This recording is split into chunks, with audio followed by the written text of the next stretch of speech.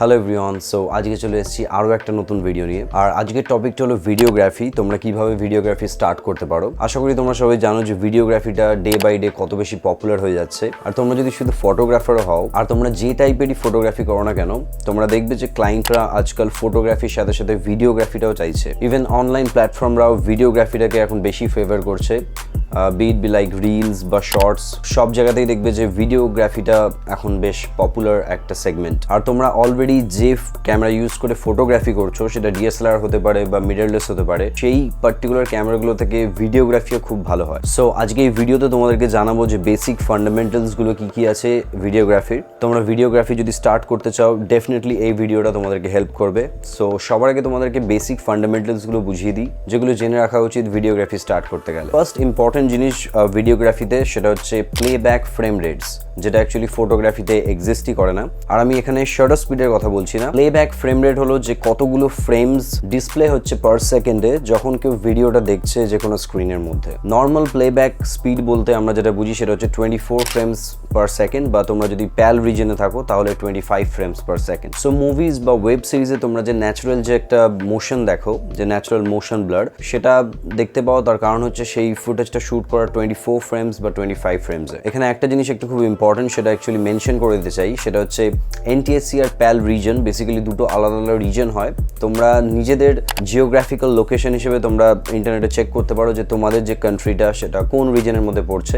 এটা খুবই ইম্পর্টেন্ট। তার কারণ হচ্ছে অনেকেই আমাকে জিজ্ঞেস করেছে যে ওদের ক্যামেরা স্পেসিফিকেশনে লেখা আছে যে 30 FPS এ শুট করতে পারে, বাট তাদের সেটিংসের মধ্যে 30 FPS অপশন নেই। সো বেসিক্যালি তোমরা যদি প্যাল রিজনে থাকো, তাহলে তোমাদের যে সেটিংসটা ওটা তোমরা 24 ফ্রেমস পাবে না, ওখানে 25 ফ্রেমস, 50 ফ্রেমস, 100 ফ্রেমস এরকম অপশনস পাবে।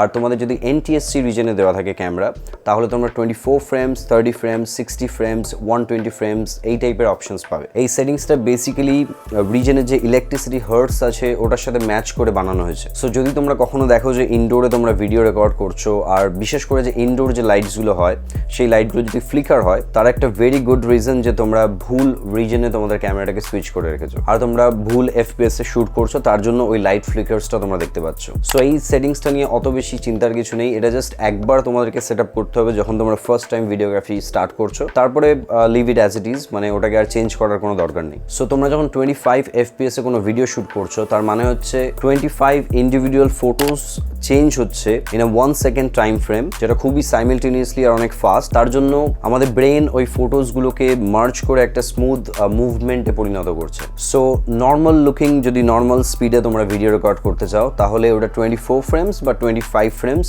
ইভেন তোমরা 30 ফ্রেমসেও শুট করতে পারো যদি তোমরা একটু স্মুথ ভিডিও চাও। বাট আমি সাজেস্ট করবো তোমরা যদি সিনেম্যাটিক লুক চাও নিজেদের ফুটেজ থেকে, তাহলে 24 বা 25 ফ্রেমসেই শুট করো। সো এবার চলে আসছি then what about the slow motion.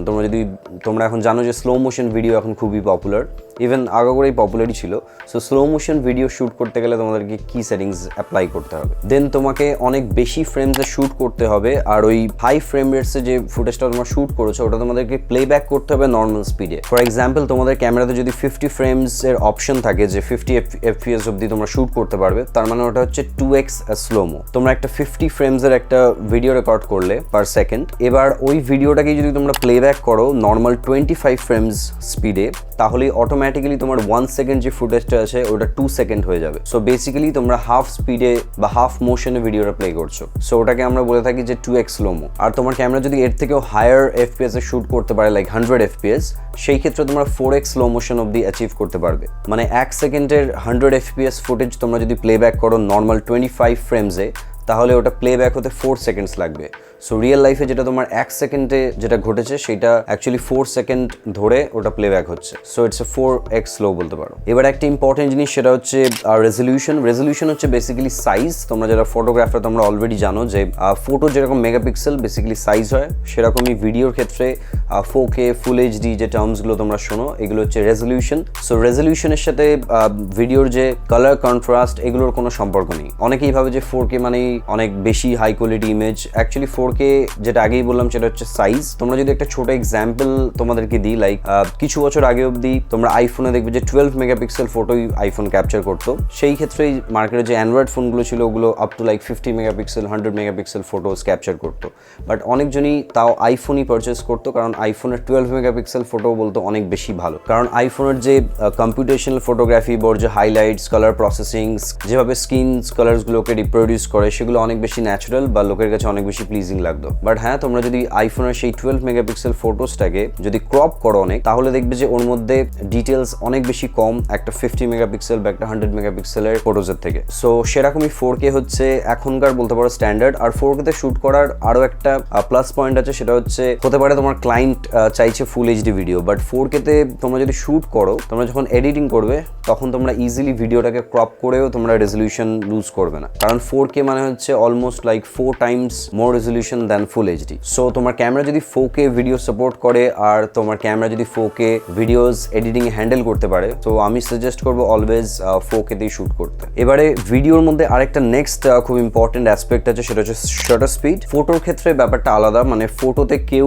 Blurry photo চায় না, তাই যখনই কোনো অ্যাকশনকে ফ্রিজ করতে হয় ইজিলি তোমরা শাটার স্পিড যদি বাড়িয়ে নাও তাহলে যে কোনো মোশনকে ফ্রিজ করতে পারবে। ফটোতে ব্লার অ্যাকচুয়ালি তখনই দরকার হয় যখন তোমার কোনো আর্টিস্টিক ওয়েতে তুমি কোনো ইমেজ ক্যাপচার করতে চাইছো, যেখানে মোশন ট্রেল তুমি দেখাতে চাইছো বা লাইট ট্রেলস, সেই সব ক্ষেত্রে অনেকেই স্লোয়ার শাটার স্পিড ইউজ করে, বাট মোস্ট অফ দ্য জনারে শার্প পিকচারটাই প্রেফারেবল। বাট ভিডিও ক্ষেত্রে ন্যাচারাল যে মোশন ব্লার সেটা খুবই ইম্পর্টেন্ট একটা পার্ট, কারণ হিউম্যান আই অ্যাকচুয়ালি মোশন ব্লারকে ডিটেক্ট করতে পারে। আর আমরা ন্যাচারাল আশেপাশে যেভাবে জিনিসপত্র দেখি সবের মধ্যে একটা মোশন ব্লার আছে। আর তোমরা যদি অনেক হায়ার শাটার স্পিডে ভিডিও রেকর্ড করো, সেই ক্ষেত্রে মোশন ব্লারটা এলিমিনেট হয়ে যায় ভিডিও থেকে, একটা ব্লার ফ্রি একটা আনন্যাচারাল একটা ফুটেজ তোমরা দেখতে পাবে। মানে তোমরা যদি টেকনিক্যালি অত নাও জানো বা এমন কোনো পার্সন যে ভিডিওগ্রাফির ব্যাপারে অত টেকনিক্যাল নলেজ নেই, সেও যদি ফুটেজটা দেখে তারও কিছু একটা মানে সামথিং ইজ রং এরকম একটা মনে হবে। এর একটা রিয়েল লাইফ তোমাদেরকে এক্সাম্পল আমি দিচ্ছি। মানে তোমরা যদি মুভি দেখো কোনো বা কোনো ওয়েব সিরিজ, যেখানে দেখবে মোশন ব্লারটা যে টাইপের তোমরা ফিল করো, তোমরা যখন কোনো স্পোর্টস দেখবে, মানে কোনো ক্রিকেট বা কোনো ফুটবল ম্যাচ যখন তোমরা দেখো, তোমরা দেখবে যে ওই ফুটেজটা মানে কিছুতে একটা আলাদা আছে। মানে কি আলাদা আছে সেটা হয়তো অনেকেই বলতে পারবে না, বাট তোমাদের মনে হবে যে কিছু একটা আলাদা আছে। কারণ স্পোর্টসের ক্ষেত্রে শাটার স্পিডটা হাই করেই ভিডিওটা করা হয়। তার মেইন রিজন হচ্ছে স্পোর্টসের মধ্যে সবকিছু ট্যাট শার্প বা ক্ল্যারিটি ওটা বেশি ইম্পর্টেন্ট। ইভেন স্পোর্টস অনেক সময় হায়ার ফ্রেম রেটসেও রেকর্ড করা হয়, কারণ যেহেতু ওটা পরে স্লো মোতেও প্লেব্যাক করে দেখানো হয়। তো 60 ফ্রেমস 120 ফ্রেমসেও স্পোর্টস রেকর্ড করে অনেক। বাট ন্যাচারাল লুকিং যদি সিনেম্যাটিক ফুটেজ তোমরা রেকর্ড করতে চাও, তাহলে তোমাদেরকে প্রপার শাটার স্পিডেই স্টিক করে থাকতে হবে। আর সেটা হচ্ছে basically double the amount of frame rates. মানে ফর এক্সাম্পল তোমরা যদি 25 ফ্রেমসে শ্যুট করো কোনো ভিডিও, তাহলে তোমাদেরকে শাটার স্পিড 1/50 তে রাখতে হবে, মানে 1/50। আর যদি স্লোমো ভিডিও ভাবো রেকর্ড করবে লাইক 100 ফ্রেমসে, তাহলে সেম 1/200 তোমার শাটার স্পিড হতে হবে। আর যখন তোমরা ভিডিও করবে এইখানে গিয়ে তোমাদের একটা প্রবলেম ফেস করতে হবে, কারণ তোমরা অ্যাজ আ ফটোগ্রাফার যখন তোমরা ডে লাইট মানে ব্রড লাইটে শ্যুট করো বা যেখানে অনেক বেশি ন্যাচারাল লাইট আছে, সেখানে তোমাদের ইমেজ যদি ওভার এক্সপোজ হয়ে যায়, তোমরা ইজিলি ওটাকে কমব্যাট করতে পারবে শাটার স্পিডটাকে বাড়িয়ে দিয়ে। বাট যখন তোমরা ভিডিও রেকর্ড করবে, তোমার শাটার স্পিডটা অ্যাকচুয়ালি ফিক্সড। সো তোমাকে যদি এক্সপোজার যদি অ্যাডজাস্ট করতে হয়, তোমার কাছে দুটো অপশনই আছে, সেটা হচ্ছে আইএসও আর অ্যাপারচার। আর তোমরা যদি ব্যাকগ্রাউন্ড ব্লার অ্যাচিভ করতে চাও, তোমরা যদি f1.8 বা 1.4 লেন্স ইউজ করে থাকো, আর যদি 1/50 তোমরা ভিডিও রেকর্ড করো, দেখবে যে তোমাদের ভিডিওটা অনেক বেশি ওভার এক্সপোজড। ইভেন আইএসও যদি 100 ইউজ করো, মানে ওটাই I think most of the ক্যামেরাতে ওটাই লোয়েস্ট আইএসও তোমরা যেতে পারো। কিছু কিছু ক্যামেরাতে 50ও হয়, বাট তার সত্ত্বেও দেখবে যে সিনটা অনেক বেশি ওভার এক্সপোজ। সেই সব ক্ষেত্রের জন্য তোমাদেরকে একটা এনডি ফিল্টার ইউজ করতে হবে যদি তোমরা ন্যাচারাল মোশন ব্লারের সাথে ভিডিও রেকর্ড করতে চাও উইথ ওয়াইডার অ্যাপারচার। ইভেন তোমরা যদি অনেক হাই এন্ড ক্যামেরা দেখো বা সিনেমা ক্যামেরাসগুলো দেখো, সেই সব ক্যামেরার মধ্যে দেখবে যে বিল্ট ইন ওরা এনডি ফিল্টার প্রোভাইড করে। আর এনডি ফিল্টার অ্যাকচুয়ালি মার্কেটে ইজিলি অ্যাভেলেবেল, একটু প্রাইসিয়ার সাইডে, মানে তোমরা যদি একটু হাই কোয়ালিটি নিতে চাও একটু বেশি প্রাইসিয়ার সাইডের দিকে পড়ে। বাট ডেফিনেটলি তোমরা যদি ভিডিওগ্রাফিতে ইন্টারেস্টেড থাকো আর প্রপার ভিডিও করতে চাও, তাহলে তোমাদেরকে এনডি ফিল্টার আজ নয় কাল তোমাদেরকে পারচেস করতেই হবে। আর নেক্সট যে ইম্পর্টেন্ট পয়েন্ট একটা ভিডিও, সেটা হচ্ছে অডিও। এই জিনিসটাও অ্যাকচুয়ালি ফটোগ্রাফারদের জন্য এক্সিস্ট করে না, বাট অ্যাজ এ ভিডিওগ্রাফার অডিওটা হচ্ছে মানে আমার কাছে অ্যাটলিস্ট খুব একটা ক্রুশাল পার্ট। কারণ ভিডিও তোমার যতই হাই কোয়ালিটি যতই ভালো কোয়ালিটির হোক না কেন, বাট অডিও যদি ডিস্টর্টেড হয় বা ভালো কোয়ালিটির না হয়, তাহলে ওটা কারোরই অত পছন্দ হয় না। সো ডেফিনেটলি এক্সটার্নাল অডিও সোর্সে তোমাদেরকে ইনভেস্ট করতে হবে। আর কোম্পানিরা যতই ক্লেম করুক যে ইন্টারনাল মাইক ভালো ক্যামেরার, মানে আমি ZV-10 ক্যামেরা ইউজ করছি আর এর মধ্যে 3 ক্যাপসুল মাইকস আছে, সব আছে, বাট তার সত্ত্বেও আমি একটা অমনি ডাইরেকশনাল বয়া M1 মাইক্রোফোন ইউজ করছি। সো যে কোনো টাইপের ভিডিওর সঙ্গে তোমরা যদি অডিওটা রেকর্ড করতে চাও তোমাদেরকে প্রপার মাইক্রোফোন পারচেস করতে হবে এক্সটার্নাল। এবার সেই মাইক্রোফোনটা ডিপেন্ড করে যে তুমি যে টাইপের ভিডিওগ্রাফি করছো সেই টাইপের জনারের জন্য কি মাইক্রোফোন বেস্ট সুটেড। এটা নিয়ে আমি একটা ইনডেপথ ভিডিও অলরেডি বানিয়েছি আমার চ্যানেলে, আমি উপরে কোথাও একটা লিঙ্ক দিয়ে দেবো, তোমরা ওই লিঙ্কটা ক্লিক করে ভিডিওটা দেখতে পারো যে পার্টিকুলার তোমার সিনারিও বা তুমি যে টাইপের ভিডিওগ্রাফি করো সেই টাইপের ভিডিওগ্রাফির জন্য কি মাইক সুইটেবল হবে। আর লাস্টলি হচ্ছে ভিডিওগ্রাফি একটা মোস্ট ইম্পর্টেন্ট পার্ট, সেটা হচ্ছে স্টেবিলিটি। তোমরা যদি একটা প্রফেশনাল লুকিং ভিডিও বানাতে চাও তাহলে it has to be a stable video, কারণ কোনো রকম কোনো প্রফেশনাল ভিডিওর মধ্যে তোমরা কোনো জার্কি মুভমেন্ট পাবে না। সেটা আর্টিস্টিক চয়েস অবশ্যই হতে পারে অনেকজনের, বাট তার সত্ত্বেও stability is the most important আমার মনে হয় একটা ভিডিওতে। আর একটা মডার্ন মিররলেস ক্যামেরার মধ্যে অনেক রকম স্টেবিলিটি অ্যাকচুয়ালি থাকে। ফার্স্ট অফ অল হচ্ছে লেন্স স্টেবিলাইজেশন তোমরা পাবে, মানে ক্যাননের ক্যামেরা যদি তোমরা ইউজ করো ওর মধ্যে দেখবে যে IS লেখা আছে, তার মানে হচ্ছে ওই লেন্সটা হচ্ছে মানে অপটিক্যালি স্টেবলড। সনির মধ্যে OSS দেখতে পাবে, অপটিক্যাল স্টেডি শট। এরকম সব ব্র্যান্ডের ক্যামেরার মধ্যেই অপটিক্যালি স্টেবল লেন্স তোমরা পেয়ে যাবে, সেগুলো একটু প্রাইসের দিকে হয়। আর ইভেন যেগুলো হায়ার এন্ড মিররলেস ক্যামেরা আছে তার মধ্যে IBIS-এ পেয়ে যাবে, সেটা হচ্ছে ইন বডি ইমেজ স্টেবিলাইজেশন, যেটার মধ্যে সেন্সর অ্যাকচুয়ালি শিফট একটা মেকানিজম থাকে, তোমার যে মুভমেন্টটা ওটাকে অ্যাকচুয়ালি কাউন্টার করে সেন্সরটা মুভ হয়ে। আর এই সব ফিচার্সগুলো অ্যাকচুয়ালি ফটোগ্রাফিতে অনেক বেশি হেল্প করে যখন তোমরা হ্যান্ডহেল্ড লো শাটার স্পিডে কোনো ফটোগ্রাফি করছো লো লাইটে, বাট ভিডিওগ্রাফিতে খুব বেশি হেল্প আমি পাইনি এগুলো থেকে।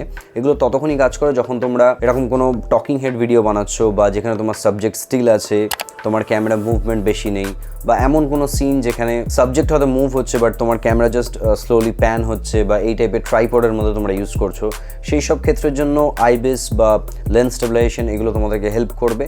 বাট ডেফিনেটলি তোমরা যদি ফুল টাইম ভিডিওগ্রাফিতে ইন্টারেস্টেড থাকো তাহলে তোমাদেরকে একটা গিম্বল পারচেস করতেই হবে, কারণ স্মার্টফোনে আমরা দেখে থাকি যে ভিডিওগ্রাফি কতটা বেশি স্টেবল অ্যান্ড মানে হ্যান্ডেল ভিডিও অনেক বেশি স্টেবল অ্যান্ড ইউজেবল আসে। বাট আমি জানি না মিররলেস ক্যামেরা বা DSLR ক্যামেরার মধ্যে স্টেবিলিটি এতটা বেশি বাজে কেন, কারণ এর মধ্যে অ্যাক্টিভ স্টেডি শট যেগুলো আছে বেসিক্যালি বলতে পারো EIS মানে ইলেকট্রনিক স্টেবিলাইজেশন যদি অন করো সেই ক্ষেত্রে অনেক বেশি ক্রপ হয়ে যায়, বাট তারপরে ওটা ফোনের মতো স্টেবল ভিডিও রেকর্ড হয় না। সো তোমরা যদি হ্যান্ডহেল্ড ভিডিও রেকর্ড করো আর চাও যে ওটা মানে স্টেবল আসবে, সেটা পসিবল নয়, তোমাদেরকে লিমিটেড মুভমেন্ট করতে হবে।